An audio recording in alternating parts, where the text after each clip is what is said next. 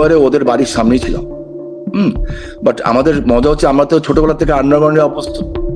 হ্যাঁ, তো আমরা ধরা খাওয়ার লোক সহজে না, আর আল্লাহ সেভ করেছেন আমাদেরকে।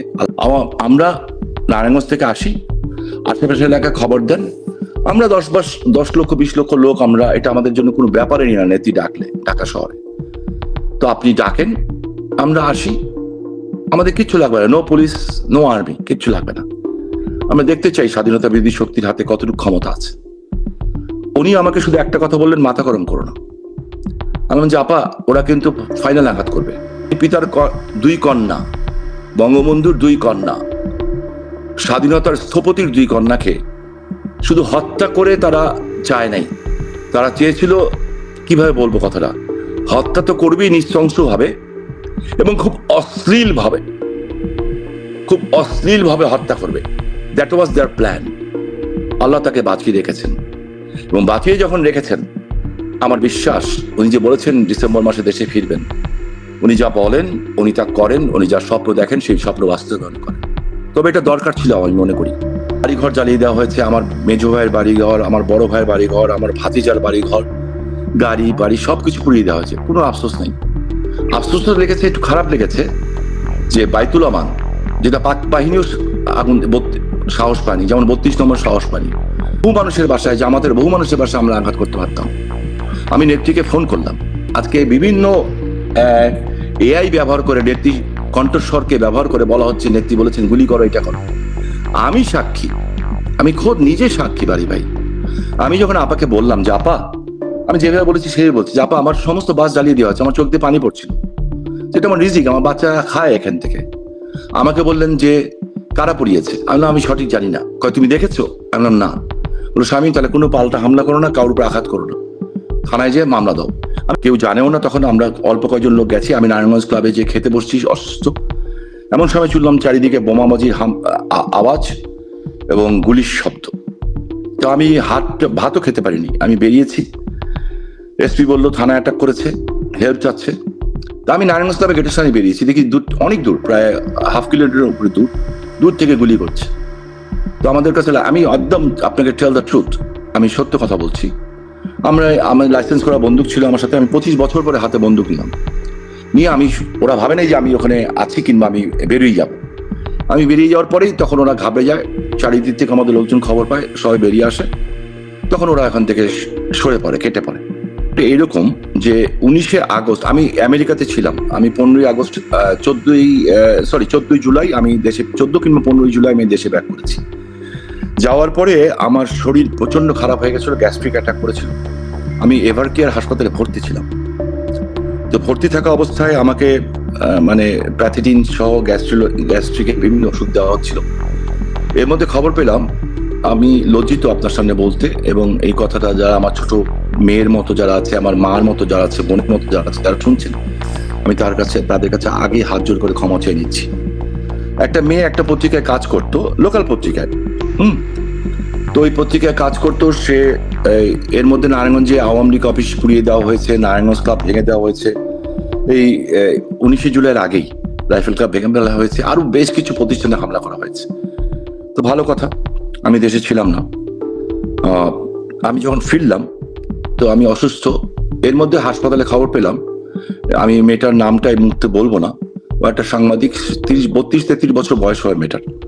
এরা কয়েকজনে মিলে লিং রোডে, আমার ঢাকা নারায়ণগঞ্জ চিটাগাংয়ের সংযোগ সড়কে, ওখানে জামাত, বিএনপি প্লাস আরো অনেকেই, এই আরো অনেক বলতে আমি বোঝাচ্ছি যে আরসার প্রধানও পরে ধরা পড়েছিল ওখান থেকে কিছুদিন পরে, রোহিঙ্গাদের যে গেরিলা বাহিনীর প্রধান।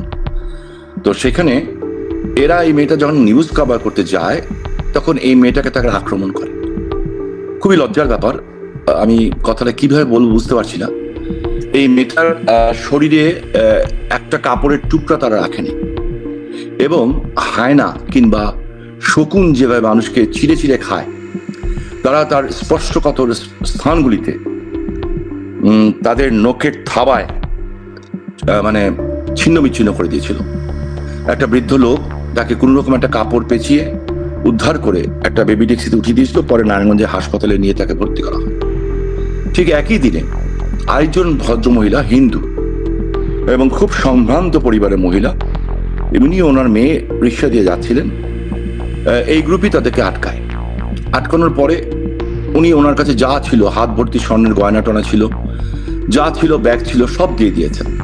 দেওয়ার পরে তার মঙ্গলসূত্র ছিল তার মানে গায়ে, বুকে। হিন্দুদের এটা খুব ইম্পর্টেন্ট একটা ব্যাপার। ওই মঙ্গলসূত্রটা ছিনিয়ে নেয়, নিতে যায়। তখন উনি থাবা দিয়ে ধরে বলেন যে এইটা না বাবা, এটা নিও না। তখন এমন জোরে টান দেয় যে ওনার ব্লাউজটাও পর্যন্ত নিয়ে চলে যায়। ওনার মেয়ে চিৎকার দিলে ওনার মেয়েকেও একইভাবে হেনস্থা করে। এই দুটা খবর পাওয়ার পরে আমি নারায়ণগঞ্জ যাই। আমি আমার স্যালাইন খুলে আমি নারায়ণগঞ্জ যাই।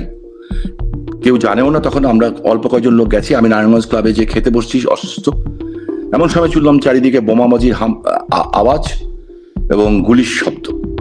তো আমি ভাতও খেতে পারিনি, আমি বেরিয়েছি। এসপি বললো থানা অ্যাটাক করেছে, হেল্প চাচ্ছে। তো আমি নারায়ণগঞ্জ ক্লাবে গেটের সামনে বেরিয়েছি, দেখি অনেক দূর, প্রায় হাফ কিলোমিটারের উপরে দূর থেকে গুলি করছে। তো আমাদের কাছে, আমি একদম আপনাকে টেল দ্য ট্রুথ, আমি সত্য কথা বলছি। আমার লাইসেন্স করা বন্দুক ছিল আমার সাথে। আমি 25 বছর পরে হাতে বন্দুক নিলাম, নিয়ে ওরা ভাবে নাই যে আমি ওখানে আছি কিংবা আমি বেরিয়ে যাব। আমি বেরিয়ে যাওয়ার পরেই তখন ওরা ঘাবড়ে যায়। চারিদিক থেকে আমাদের লোকজন খবর পায়, সবাই বেরিয়ে আসে। তখন ওরা এখান থেকে সরে পড়ে, কেটে পড়ার পরে ওখানে একটা লোক আহত হয়নি, একটা লোক নিহত হয়নি সেইক্ষণ এবং সেই দিন। ওরা ভেগে যায়। এরপরে কিছুক্ষণ পরেই আমি খবর পাই যে নাসিম ওসমান মেমোরিয়াল পার্কে ওরা আগুন দিয়েছে। এটা এখানে শামসুজ্জোহা সংযোগ সড়ক, যে ঢাকা রিং রোড, ওখানে আগুন দিয়েছে। এবং আমার নিজস্ব ব্যবসা প্রতিষ্ঠান শীতল পরিবহনের এবং আমার পার্টনারও ছিল, তাদের ব্যাটারিয়া নিরীহ মানুষ সবাই। 30টা বাস ছিল এবং একটা বাসের দাম 70 লাখ 80 লাখ টাকা করে দাম। এই সমস্ত বাসগুলি আগুন দিয়ে পুড়িয়ে একদম ছারখার করে দিয়েছে। আমি নেত্রীকে জানালাম যে আব্বা এই ব্যাপার। আমি খুব শকড হয়েছিলাম, কারণ ওটা তো আমার রিজিক, আমি খাই। 16 বছরে আমি চ্যালেঞ্জ করে বলতে হচ্ছে বাড়ি ভাই, যারা আজকে এমপি হয়েছে তাদের জিজ্ঞেস করে দেখতে পারেন। 16 বছরে বিএনপির কোন নেতা কর্মীকে আমরা বিন্দুপাত মাত্র হার্ম করিনি। বরঞ্চ এখন একজন এমপি হয়েছেন 3 থেকে, তাকে গ্রেফতার করা হয়েছিল। একদিনের মধ্যে আমি তাকে মুক্ত করে নিয়ে এসেছিলাম। আরেকজনকে একটা গোয়েন্দা সংস্থা ডেকে নিয়ে গেছিল, আমি সেখান থেকে তাকে ফেরত নিয়ে এসেছিলাম। আরেকজনকে গ্রেফতার করা হয়েছিল একবার, আমি দেশে ছিলাম না। ওই যে করেছিলেন যে ওসি, তাকে আমি পরে ওখান থেকে ট্রান্সফার করেছিলাম। বাট বিকজ আমাকে নেত্রী একটা কথা বলেছিলেন যে 2001 থেকে পরে 2006 পর্যন্ত আমাদের উপরে কিন্তু একইভাবে আমার জুলুম হয়েছিল। বলেছিলেন সবাইকে মাফ করে দাও, কোনো পাল্টা হামলা করবে না এবং কারোর বিরুদ্ধে কোনো অ্যাকশনে যেও না। সে আমার কাছে শুধু আমার নেত্রী না, আমার আদর্শ না, উনি আমার কাছে আমার মার মতো। আমি আমার মার নির্দেশ অক্ষরে অক্ষরে পালন করেছিলাম। তারা খুব ভালো ছিল। রেজাল্ট কি পেলাম? রেজাল্ট পেলাম আমার বাড়িঘর জ্বালিয়ে দেওয়া হলো। আমার কোনো আফসোস নেই এতে, স্যাড গ্যাস দাঁড়িয়া। আমাদের বাড়িঘর জ্বালিয়ে দেওয়া হয়েছে, আমার মেজো ভাইয়ের বাড়িঘর, আমার বড় ভাইয়ের বাড়িঘর, আমার ভাতিজার বাড়িঘর, গাড়ি বাড়ি সবকিছু পুড়িয়ে দেওয়া হয়েছে। কোনো আফসোস নেই। আফসোস তো লেগেছে, একটু খারাপ লেগেছে যে বাইতুল আমান, যেটা পাক বাহিনীও আগুন সাহস পায়নি, যেমন 32 নম্বর সাহস পায়নি। 32 নম্বর পুরানোর যেদিন পুড়িয়ে দিল, ভেঙে দিল, চুরমাচুর করে দিল, তারপর দিনই ওপেন ডিক্লেয়ার দিয়ে তার আগের দিন এই বিএনপি নেতারা যারা এটা ডিক্লেয়ার দিল, হ্যাঁ, তারাও কিন্তু বিভিন্নভাবে আমার কাছ থেকে উপহার নিয়েছে। তখন আমি সেটা বলতে চাই না, আমার কাছে প্রমাণও আছে, রেকর্ডও আছে, সবকিছু আছে। সো এরা ডিক্লেয়ার দিয়ে বাইতুল ওমানটাকে যে বুলডোজারে ভাঙলো। আমার 4টে চাচি থাকতেন শুধু ওখানে, 4টে চাচি আমার বিধবা, 4টে চাচি বিধবা। ওইটাকে ভেঙে দেওয়া হলো এবং এটা তো ইতিহাস ছিল একটা। আমার বাড়ি আরেকটা আমি করতে পারবো কিংবা করলাম না, তাতে কিচ্ছু এসে যায় না। বাস নাই, রিজিক নাই, চলে গেছে, ঠিক আছে, আলহামদুলিল্লাহ, কোনো সমস্যা নেই। আমরা কাউকে পাল্টা আঘাত করবো না। আমার প্রশ্ন বাড়ি ভাই, 19 জুলাই থেকে তো 5 আগস্ট পর্যন্ত আমরা ক্ষমতায় ছিলাম। আমরা তো তখন পারতাম যে শামীম ওসমানের সমস্ত গাড়ি পুড়িয়ে দেওয়া হয়েছে, তো বিএনপির বহু মানুষের বাসায়, জামাতের বহু মানুষের বাসায় আমরা আঘাত করতে পারতাম। আমি নেত্রীকে ফোন করলাম। আজকে বিভিন্ন এআই ব্যবহার করে, নেত্রী কণ্ঠস্বরকে ব্যবহার করে বলা হচ্ছে, নেত্রী বলেছেন গুলি করো, এটা করো। আমি সাক্ষী, আমি খোদ নিজে সাক্ষী বাড়ি ভাই। আমি যখন আপাকে বললাম যে আপা আমি যেভাবে বলেছি সেই বলছি যে আপা আমার সমস্ত বাস জ্বালিয়ে দেওয়া হচ্ছে, আমার চোখ দিয়ে পানি পড়ছিল, যেটা আমার রিজিক, আমার বাচ্চা খায় এখান থেকে। আমাকে বললেন যে কারা পড়িয়েছে, আমি বললাম আমি সঠিক জানি না। কয় তুমি দেখেছো? আমি বললাম না। বলো স্বামী তাহলে কোনো পাল্টা হামলা করো না, কারোর উপর আঘাত করো না, থানায় যেয়ে মামলা দাও। আমি মামলাও করিনি, নারায়ণগঞ্জে এসপি ডেকে নিয়ে ওসিকে দিয়ে কিছু নাম লেখে আমার এক বন্ধুকে দিয়ে ওখানে স্বাক্ষর নিয়েছিল। ওই বন্ধুও জানে না কার কার নামে মামলা হয়েছে। তো আমরা কোনো কিন্তু প্রতিশোধ কিংবা প্রতিহিংসা করিনি, কিন্তু রেজাল্টটা কি হলো? তা আমার কাছে একটা প্রশ্ন আজকে, আগস্ট না 1 আগস্ট না 30 জুলাই আমি নারায়ণগঞ্জে কিন্তু সমাবেশ ডেকেছিলাম 3 তারিখে 3রা আগস্ট। এবং এই ব্যাপার যে এরকম ঘটবে আপনাকে এটা বলা উচিত আমি মনে করি। আমি 3 থেকে 4 মাস আগে পার্লামেন্টারি কমিটির মিটিংয়ে আমি এই বিষয়টাকে উত্থাপন করেছিলাম, সরাসরি বলিনি। আপনি দেখবেন যে জাতির পিতার কন্যার শেষ জনসভা যেটা নারায়ণগঞ্জে করেন, আমি সেই জনসভায় বলেছিলাম যে এটা বাংলাদেশের সবচেয়ে বড় কঠিন নির্বাচন, আমাদের মানচিত্রে আঘাত করবে। এবং আমি তারপরে 3টা জনসভায় বলেছি, আমি বলেছিলাম অক্টোবরে আঘাত করবে। আমার কাছে নলেজ ছিল এই আঘাতটা হবে অক্টোবরে, আগস্টে না, অক্টোবরে হওয়ার কথা ছিল। তো যাই হোক, আমি যখন বুঝলাম যে এই আঘাতটা এটা শুধু ছাত্র আন্দোলন না, এটার পিছনে অনেক কিছু কাজ করছে, এই বিষয়টা বোঝার জ্ঞান তো হয়েছিল। তো আমি নেত্রীকে লিখিত রিপোর্টও দিয়েছিলাম এবং উনিও জানতেন সবকিছু। উনি যে জানতেন এটা আমাদের এসবির মনিরুল হক সাহেব তো তার সাক্ষাৎকারে বলেছেন। তো উনি জাতির পিতার কন্যা, ওনার মন ওরকম বড়, উনি ওইভাবেই চিন্তা ভাবনা করেছিলেন। তো আমি জনসভা ডাকলাম এবং এই জনসভা আমাদের 2-2.5 লক্ষ লোক হতো নারায়ণগঞ্জে। তো আমরা ঠিক করলাম যে এখান থেকে আমরা জননা দিব, তো 2 লক্ষ লোক যদি হয় তো 1 লক্ষ লোক ঢাকায় যাবে। যাত্রাবাড়িতে কথা বললাম আমাদের 2জন এমপির সাথে, একজন কমিশনারের সাথে, ওনারা বললেন যে ওনারা 30,000 লোক আমাদেরকে দিবেন, ওইখানটাতে দিবেন। তখন খুব বাজে অবস্থা। তো আমরা ওটা নিয়ে ঢাকায় যাব। আমি 2রা আগস্ট রাত্রেবেলায় নেত্রী বাসায় গেলাম, আপাকে যে বললাম যে আপা আপনি কারফিউটা উঠিয়ে দেন, সেনাবাহিনী উঠিয়ে দেন, আমরা নারায়ণগঞ্জ থেকে আসি, আশেপাশে এলাকা খবর দেন, আমরা 10 লক্ষ 20 লক্ষ লোক, আমরা এটা আমাদের জন্য কোনো ব্যাপারে নিয়ে না নেত্রী ডাকলে ঢাকা শহরে। তো আপনি ডাকেন, আমরা আসি, আমাদের কিচ্ছু লাগবে না, নো পুলিশ নো আর্মি, কিচ্ছু লাগবে না। আমরা দেখতে চাই স্বাধীনতা বিরোধী শক্তির হাতে কতটুকু ক্ষমতা আছে। উনি আমাকে শুধু একটা কথা বললেন, মাথা গরম করো না। আমি বললাম যে আপা ওরা কিন্তু ফাইনাল আঘাত করবে। উনি আবারও বললেন মাথা গরম করো না। তা আমি বললাম যে ওনার সামনে গেলে তো বাচ্চা হয়ে যাই। আমি বললাম যে পরে কিন্তু আপা আফসোস থাকবে। তো উনি বললেন যে চিন্তা করো না, আল্লাহর উপর ভরসা রাখো। তো আমি দেখলাম যে আমার যেটুকু বলার দায়িত্ব আমি বলেছি। তো সেই দিন যদি আমরা ঢাকায় 10-20 লাখ লোক জমায়েত হতাম এবং যেটা কোনো ব্যাপারই ছিল না, তাহলে আজকে এই প্রেক্ষাপট হতো না। কিন্তু কেউ কেউ খুব ইমানদারির সাথে তার সাথে বেইমানি করেছেন, হ্যাঁ, এবং এই ইমানদারির সাথে যারা বেইমানি করেছেন তাদের তো আল্লাহর কাছে জবাব দিতে হবে। হ্যাঁ, রাষ্ট্রীয়ভাবে তো আর এটা পারেন না, তাদের যে কর্ম। তো এই জন্য মাঝে মাঝে আমার মনে হয় এই কিছু লোকের বেইমানের জন্য মানুষ আমাদেরকে বেইমানের জাত বলে। বাংলাদেশের মানুষ কিন্তু বেইমান না। বাংলাদেশের শতকরা 98% মানুষ এখন বুঝতে পারছে যে তারা কি হারিয়েছে। আমার ধারণা এর মধ্যে বলতে পারছে 80% মানুষ, আর বাকিরা তর্কের খাতিরে বলে না ঠিক আছে সবকিছু, এরা অন্য দলের সাপোর্টার কিংবা হোয়াট এভার ইট ইজ, ধরেন 30%ই ধরেন, আর বাকি কিন্তু মানুষ আজকে বুঝতে পারছে। তো সেইখানে উনি ওদের উপরে ভরসা করেছিলেন এবং ওনাকে বোঝানো হয়েছিল যে যদি আপনি এই 20 লাখ 30 লাখ 40 লাখ 50 লাখ লোক যদি আওয়ামী লীগ মাঠে নামে, তাহলে হয়তো দেশে রক্তপাত হবে এবং গৃহযুদ্ধ হবে। এই জায়গাটাতে বঙ্গবন্ধু কন্যা এড়াতে চেয়েছিলেন। এবং আমার সাথে এসএসএফ এর চিফের সাথেও পরে কথা হয়েছিল, যখন নেত্রী যেতে রাজি হচ্ছিলেন না, তারা বলেছিল মাননীয় প্রধানমন্ত্রী আপনি যদি না যান আমাদের কোনো আপত্তি নেই, বাট আমাদের দায়িত্ব হচ্ছে আপনাকে সেভ করা, এটা আমাদের রাষ্ট্রীয় দায়িত্ব। এটাতে আমরা ওথ করা আছি, PGR and SSF special security force, যে আমরা আমাদের বন্দুকের গুলি আমাদেরকে ছাড়তে বাধ্য হবে যতক্ষণ পর্যন্ত আমাদের শরীরে দম আছে। তখন নেত্রী ভেবেছিলেন যে অনেক মানুষের জীবন যাবে।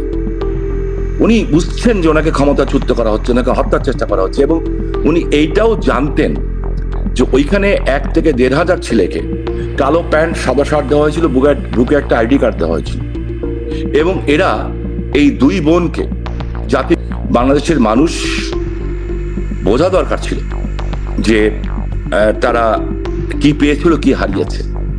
বাড়ি ভাই, আপনি বিশ্বাস করবেন, আমার বন্ধু বান্ধব ম্যাক্সিমামই মধ্যবিত্ত, উচ্চ মধ্যবিত্ত, নিম্ন মধ্যবিত্ত। আমি তাদেরকে যখন জিজ্ঞাসা করি, যাদের ইনকাম 50,000, 60,000, 70,000 এরকম ইনকাম, 80,000 টাকা মাসে ইনকাম, 2টা ছেলে আছে, বাচ্চা আছে, 3টা মেয়ে আছে, 1টা মেয়ে আছে, বাড়ি ভাড়া দিয়ে থাকে, আমি তাদের যখন আজকে জিজ্ঞেস করি 60-70,000 টাকা ইনকাম, কিন্তু it's not a matter of jokes, তাদেরকে জিজ্ঞেস করি যে তোরা কেমন আছিস, কারণ আমার জানতে চাই আমি অ্যাকচুয়ালি হোয়াটস, মানে এই মধ্যবিত্ত, উচ্চ মধ্যবিত্ত এবং নিম্ন মধ্যবিত্ত বাদ দেন, এদের অবস্থা কি। এরা আমাকে যেটা বলে যে মাসের 21 দিন 22 দিন তারা ওই টাকা দিয়ে চলতে পারছে, এরপর আর চলতে পারছে না। তারা আমাকে বলে যাদের ঘরে ইয়াং মেয়ে আছে, যে তারা মেয়েরা সন্ধ্যার পরে তো প্রশ্নই উঠে না বাইরে যাওয়ার, দিনের বেলাও যখন বাইরে যায় তারা প্রচন্ডভাবে আতঙ্কিত থাকে, প্রচন্ড আতঙ্কিত থাকে। তারা নিজেরাও খুব জরুরি কাজ না হলে বাসার বাইরে যান না। বড় বড় ব্যবসায়ীদের যখন ফোন করি যে আপনারা কেমন আছেন এখন, এই বড় বড় ব্যবসায়ীরা যখন উত্তর দেন যে অনেক বড় বড় ব্যবসায়ী, আমি ওই অ্যাটাককে ফেস করে 3:30 4টার সময় আমি ওই বাড়ি থেকে বেরিয়েছি। আমার 4.5 বছরের নাতি, 4.5 বছর কিংবা 5 বছর, এখন যার বছর 4.5 বছরের নাতি, এখন যার বয়স 6.5 বছর, আমার সেই নাতিকে পর্যন্ত নিয়ে যাওয়া হয়েছিল ধরে। আমার স্ত্রী, আমার মেয়ে, আমার ছেলের বউকে মেরে ফেলার চেষ্টা করা হয়েছিল। মানুষ এসে তাদেরকে উদ্ধার করেছিল, রক্ষা করেছিল। আমি, আমার ছেলে আলাদা হয়ে গেছিলাম, ওরা আলাদা হয়ে গেছিল। সো আল্লাহ তাদেরকে রক্ষা করেছিল মানুষের মাধ্যমে। মানুষ ঘিরে, ওরা যখন মেরে ফেলতে গেছিল, আমার নাতিকে নিয়ে চলে যাচ্ছিল, তখন আমার বউ ঝাঁপিয়ে পড়েছিল তাদের উপরে, আমার স্ত্রী। সেই ট্রমার থেকে এখনো সে বেরোতে পারেনি এবং মুক্তিপণ দাবি করছিল। তখন চারিদিক থেকে হাজার হাজার মানুষ এসে তাদেরকে রক্ষা করেছিল, আলহামদুলিল্লাহ। এরপর যাই হোক, এরপরে আমি দেশ ছাড়লাম, আমি ভারতে গেলাম। হ্যাঁ, আমি আগস্টের শেষে গেছি। আমার তো যাওয়ার অভ্যাস আছে অনেক আগেই, বারবারই যাই আমি। হ্যাঁ, সো এরপরে আমার স্ত্রী, আগস্টের শেষের মাঝের সময়টা কোথায় ছিলেন? আগস্টের শেষ নাগাদ, এই মাঝ সময়টা আমি ঢাকায় ছিলাম। আচ্ছা, ঢাকায় ছিলাম, একবারে ওদের বাড়ির সামনেই ছিলাম। বাট আমাদের মজা হচ্ছে, আমরা তো ছোটবেলা থেকে আন্ডারগ্রাউন্ডে অবস্থ। হ্যাঁ, তো আমরা ধরা খাওয়ার লোক সহজে না, আর আল্লাহ সেভ করেছেন আমাদেরকে, আলহামদুলিল্লাহ রাব্বিল আলামিন। আমি আমার ছেলেকে নিয়ে চিন্তিত ছিলাম, যেহেতু আমার সাথে ছিল, ও তো রাজনীতি করেনি কোনো সময়। ওর নামেও প্রায় 200-র উপরে মামলা হয়েছে। হ্যাঁ, এবং আইসিটিতে মামলা চলছে। আমার ছেলে, আমার ইটস ভেরি ইন্টারেস্টিং, মানে কি বলবো, আমার নামে, আমার ছেলের নামে, আমার ভাতিজার নামে, ঠিক আছে, ইটস ফাইন। আমার দলের নেতাকর্মীদের নামে, ওটাও ফাইন। বাট আমার ছেলের শ্বশুর বাড়ি, আমার শ্বশুর বাড়ি, সবাই মার্ডার কাছে আসামি। এবং আইসিটিতে মামলা চলছে, হয়তো ফাঁসি টাসি দিবে হয়তো বা। শেখ হাসিনাকেই ফাঁসি দিয়ে দিয়েছে, শেখ হাসিনাকে ফাঁসি দেওয়া মানে তো বাংলাদেশকে ফাঁসি দেওয়া। আমি কোন ছাড় ভাই? যে আমি দুটো প্রশ্ন করি, যে সাংবিধানিকভাবে এই সরকারের কিন্তু কোনো বৈধতা নাই, বাট আমি ধরে নিলাম এটা একটা সরকার, বৈধ সরকার আমি ধরে নিলাম, এবং ধরে নিলাম তারেক রহমান এবং একজন বৈধ প্রধানমন্ত্রী। আমার কাছে ওনার একটা প্রথম প্রশ্ন, আমি যে মেয়েটার ঘটনা বললাম, এটা একটা ঘটনা। উনি এখন বলবেন আমি তো এখন ক্ষমতা ছিলাম না, ইউনুস ক্ষমতা ছিল, ফাইন। আপনার কাছে আমার প্রশ্ন, ওনার কাছে প্রশ্ন, এই যে শত শত পুলিশ হত্যা করা হলো, প্রেগনেন্ট মহিলা পুলিশের, তাদেরকে হত্যা, আমার খুব মায়া লাগে পুলিশদের জন্য। আমি দেখলাম 2 দিন আগে যে হবিগঞ্জের কি একটা আছে, জুলাই যোদ্ধা, একটা নেংটি ইন্দুর সাইজ, নেংটি মাহাদি, আমি এর নাম জানি না, নেংটি ইন্দুর সাইজ, একে পুলিশ গ্রেপ্তার করলে আগেও করেছিল একবার, তাকে ছেড়ে দিতে বাধ্য হলো। সে থানায় বসে বলতেছে কিভাবে পুলিশ মারছে। এটা একটা সভ্য রাষ্ট্র? হ্যাঁ, বাংলাদেশের প্রধানমন্ত্রী, আপনাকে আমি জিজ্ঞেস করতে চাই, আপনি যখন প্রধানমন্ত্রী হবেন, সবারই হবেন, এই পুলিশকে যে হত্যা করলো বিচার করলেন না কেন? স্বরাষ্ট্রমন্ত্রী মহোদয়কে আমি জিজ্ঞেস করতে চাই, সালাউদ্দিন সাহেবকে, আমাদের লোকজন তো ডেলি অ্যারেস্ট করছেন, প্রতিদিন অ্যারেস্ট করছেন। গত কয়েকদিন আগে আগস্ট মাসে ঢাকায় বসুন্ধরা থেকে আমার 53 জন লোককে অ্যারেস্ট করেছেন। করেন, আরো করেন, 25 লক্ষ লোকের নামে মামলা করেছেন, দেন, আরো দেন, নো প্রবলেম। কিন্তু আপনি যে সচিবালয়ে বসেন, সেই সচিবালয় থেকে পূর্বাঞ্চলে, যেখান থেকে আপনি চিটাগাঙে যান, আপনি একটু খবর নেন, খোঁজ নেন, ওইখানে 4টা মাদ্রাসাতে, এটা আমি 2-3 মাস আগের ঘটনা বলছি, এখন হয়তো বেড়েছে আরো, এবং 2টা মহিলা মাদ্রাসা আর বাকিগুলি পুরুষ মাদ্রাসাতে অস্ত্রের ট্রেনিং হচ্ছে, এবং ভয়ঙ্কর অস্ত্রের ট্রেনিং হচ্ছে। এবং সেখানে লস্করে তৈয়বা, যেটা সচিবালয়ের জয় বলেছেন, লস্করে তৈয়বা, আল কায়দা, যেটা জাতিসংঘ নিরাপত্তা পরিষদ স্বীকার করেছে, তারা সেখানে কাজ করছে। যখন আমাদের সাথে 19শে জুলাই সংঘর্ষ হলো, আমি বুঝতে পারিনি যে আমার সাথে সরাসরি সংঘর্ষ করবে এরকম লোক নারায়ণগঞ্জে নাই। আর বিএনপির সাথেও যারা মূল লিডার, তারা আমাকে সম্মান করত। এমনি রাস্তার ছেলেপেলে যেগুলি আছে টোকাই, তাদের কথা বাদ দেন। নারায়ণগঞ্জের অবস্থাই বলি আজকে কি অবস্থা।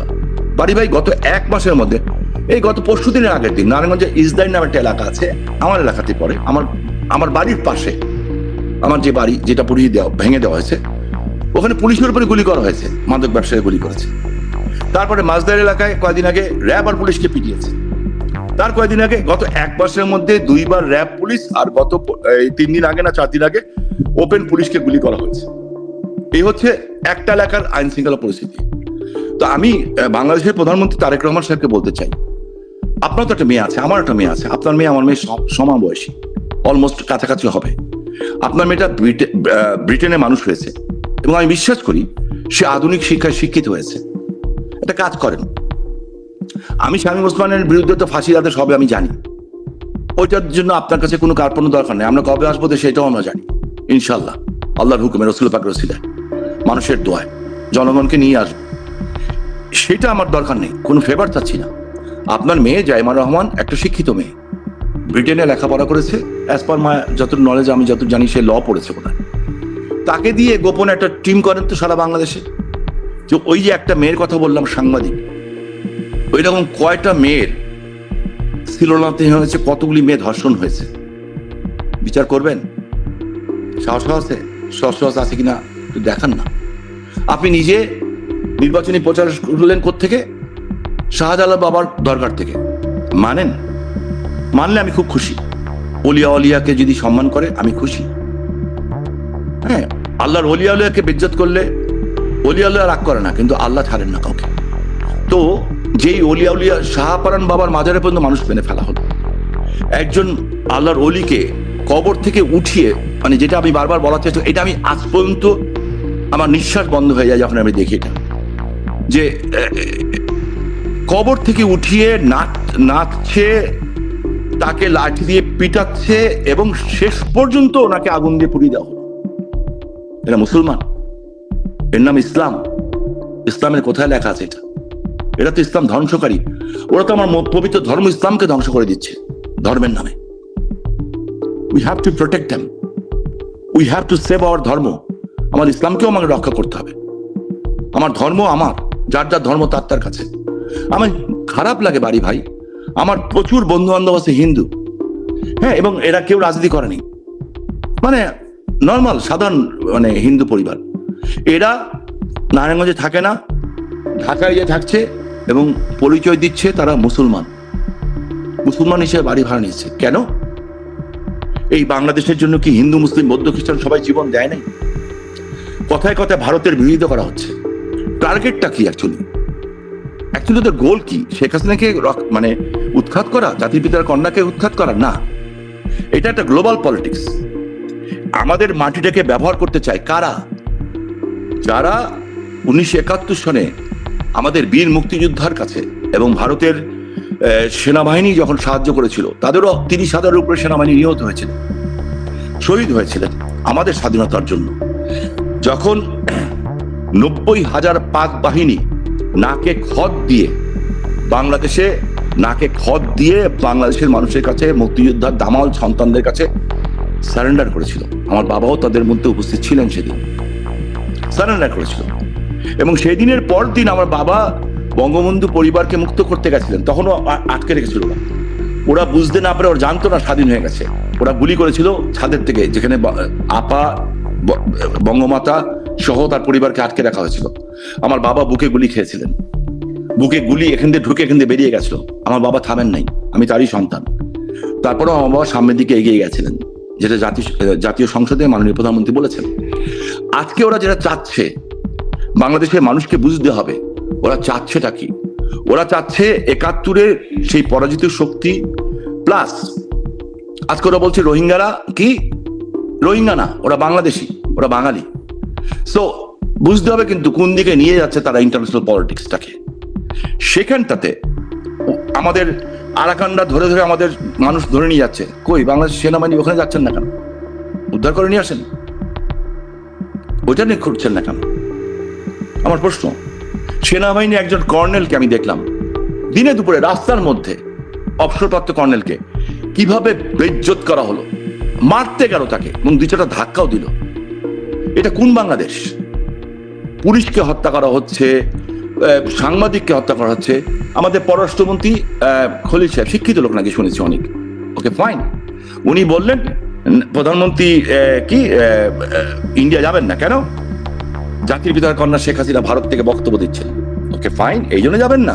হ্যাঁ, আমি একটা সাংবাদিক পেলাম না ফজলুল বাড়ি ভাই, বলে পত্রিকার সাংবাদিকদের স্বাধীনতা দেওয়া হয়েছে।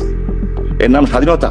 যে কেউ সাহস করে জিজ্ঞেস করলো না যে মাননীয় পররাষ্ট্রমন্ত্রী মহোদয়, আপনার প্রধানমন্ত্রী, আপনার নেতা তারেক রহমান যখন লন্ডনে ছিলেন 17 বছর 16 বছর, উনি তো ওখান থেকে ব্রিটেন থেকে একের পর এক বক্তব্য দিয়ে গেছেন, সেটা আইন ভঙ্গ করে নাই? এই প্রশ্নটা করার মতো একজন সাংবাদিক ওখানে ছিলেন না, হয়তো ছিলেন কিন্তু সাহস পান নাই। This is the situation. আমাদের 3টা জেনারেশন, হোসেন জিল্লুর রহমান সাহেব খুব সুন্দর একটা কথা বলেছেন যে আমাদের কয়েকটা জেনারেশন নষ্ট হয়ে গেছে। ঢাকা বিশ্ববিদ্যালয়ে 2 দিন আগে দেখলাম, মুসলিম হল না কোন হলে, শিবিরের ছেলেরা প্রক্টরকে আটকে রেখেছে, ছাত্রের হাতে শিক্ষক মার খাচ্ছে। আমার প্রশ্ন আজকে বাংলাদেশের মানুষের কাছে, যারা আন্দোলন করেছিলেন 98% যারা ইয়াং জেনারেশন ছিল এবং মিডল ক্লাস ছিল, লোয়ার মিডল ক্লাস ছিল, এরা এই ফেসবুক, টুইটার কিংবা আমার কাছে এগুলি কিচ্ছু নাই, এগুলি দেখে বিভ্রান্ত হয়ে তারা এই আন্দোলনে শরিক হয়েছিল। আমি তাদের দোষ দিই না। ইট ওয়াজ এ ম্যাটিকুলাস ডিজাইন। কে বলেছিল সুদখোর? ইউনূস নিজেই বলেছে, কিন্তু আমি বলি না ওনাকে সুদখোর, উনি ভদ্রলোক, বয়স্ক মানুষ, আমি ওনাকে বলি না। কিন্তু আমি দেখি বাংলাদেশে কিছু সাহসী লোক আছেন যারা টকশো করেন, ওনারা বলেন ওনাকে সুদখোর, তারপরে বলেন বেঈমান, আরেকটা বলেন যেটা, সেটা আমার কাছে অ্যাপ্রোপ্রিয়েট মনে হয়, দেশ ধ্বংসকারী। দেশ ধ্বংসকারী। হামের টিকার জন্য বাংলাদেশে 1000-এর উপর বাচ্চা মারা গেল। একজন স্বতন্ত্র সংসদ সদস্য, সম্ভবত ওনার নাম শেখ মুজিবুর রহমান ইকবাল, উনি 2বার কোর্টে গেলেন যে মামলা করলেন যে এই ঘটনার ইউনূস সরকারের বিরুদ্ধে, এবং তখনকার স্বাস্থ্য সচিব, স্বাস্থ্যমন্ত্রী যারা দায়িত্বশীল ছিলেন, কেন হামের টিকা আনা হলো না? WHO তো পরিষ্কারভাবে বলেছে যে এই যে 1000 শিশু আরেকটা প্রসঙ্গ একটু যাই, আওয়ামী লীগের ভুল কি দেখেন এখন আপনি এই অবস্থানে দাঁড়িয়ে? আওয়ামী লীগের ভুল হলো যে জাতির পিতার কন্যার সাথে কোনো, আমরা ঠিক ওইভাবে যেমন কি বলবো, উনি দেশের উন্নয়ন নিয়ে এত ব্যস্ত ছিলেন, বাবার স্বপ্ন বাস্তবায়ন নিয়ে, উনি যাদের দায়িত্ব দিয়েছিলেন আমাদের মতো দলটার দিকে খেয়াল রাখতে, আমরা সেটা রাখিনি, আমরা সেটা রাখতে পারি নাই। এবং আমি ক্ষমা প্রার্থী আমার প্রজন্মের কাছে, আমার সন্তানদের কাছে, আমার বাচ্চাদের কাছে, যে এই যে ইউনূসের বক্তব্য যে ম্যাটিকুলাস ডিজাইন, উনি কিন্তু খুব সাকসেসফুলি দেশকে ধ্বংস করেছেন। এই ম্যাটিকুলাস ডিজাইন থেকে আমাদের বাচ্চাদেরকে আমরা রক্ষা করতে পারিনি, এই জন্য মানুষ মরে গেছে, আমি বিচার পাইনি এখন পর্যন্ত। সো সেখানে আমি যখন 2006 একদিনের নোটিশে, জাস্ট একদিনের নোটিশে, আমার মনে আছে 24শে ডিসেম্বর আমি দেশে ঢুকেছিলাম, আমাকে গ্রেফতার করার জন্য 9 ডিভিশনের একটা পুরো ব্যাটালিয়ন, বিজিবি তখন ছিল, বিডিআর, র্যাব, পুলিশ, এবং নট লেস দেন 5000 টোটাল সব মিলিয়ে আমার এলাকা ঘেরাও দিয়েছিল। আমি প্রায় 20 দিন ওই এলাকায় ছিলাম। আমাকে 1.5 লক্ষ লোক পাহারা দিয়ে রেখেছিল, এ ঢুকতে পারেনি। এখন আমি অ্যাসেট না সাবজেক্ট, সেটা না, আমি সাবজেক্ট এইটা যে আমি যেই ভালোবাসা সেদিন মানুষ, ওরা কারা, কেন পাহারা দিচ্ছিল, কোথা থেকে খাচ্ছিল, কিভাবে খাচ্ছিল, কনকনে শীত ঠান্ডা, বাট সেনাবাহিনীও ঢুকতে পারেনি সেখানে, পুলিশ বিজিআর তো বহুত দূরের কথা। সো আমার জীবনে এটা অনেক বড় পাওয়া। নারায়ণগঞ্জের তোকে হত্যা মামলাটা নিয়ে কি বলবেন আজকে? নারায়ণগঞ্জের টকি হত্যার মামলার ব্যাপারে ইজ ভেরি ইন্টারেস্টিং। আমি একবার না, দুইবার না, 20 বার বলেছি, বারবার বলা হচ্ছে যে এই মামলাতে আমি ছিলাম, আমার ছেলে ছিল। আমি প্রেস কনফারেন্স করে আমার পাসপোর্ট দেখিয়েছি, আমার ছেলের পাসপোর্ট দেখিয়েছি। ওরা বলছে আমরা সশরীর উপস্থিতি থেকে তকি নামে কোনো বাচ্চা আছে, রফিউর রাব্বি, এটাও আমরা জানি না। আর রফিউর রাব্বির এরকম কোনো ফ্যাক্টরও ছিল না। এটা আরেকজন আছে এটার পিছনে, আমি তার নাম বলতে চাই না। হ্যাঁ, তারা এটা একটা কোনোভাবে যখন প্রোটেক্ট করতে পারছিল না, এভাবে করছিল। তো আমরা তখন কিন্তু দেশেই ছিলাম না। At that time I was in Dubai, এবং আই শো মাই পাসপোর্টের টিকিট সারা বাংলাদেশের সমস্ত সাংবাদিক ডেকে আমি প্রেস কনফারেন্স করে, তারা যখন সব বলে শেষ করেছে আমার বিরুদ্ধে এবং আমার ছেলের বিরুদ্ধে, তখন কিন্তু আমার ভাতিজার বিরুদ্ধে বলে নেই। সবটা অভিযোগ দিয়েছিল আমি, আমার ছেলে আর আমাদের কয়েকজন লোকের নাম। আমিও শুনছিলাম, এনজয় করছিলাম। দেখ, ওরা যখন দিয়ে সব শেষ করেছে, তখন আমি যখন পত্রিকা আমি আমার কি পাসপোর্ট শো করেছি,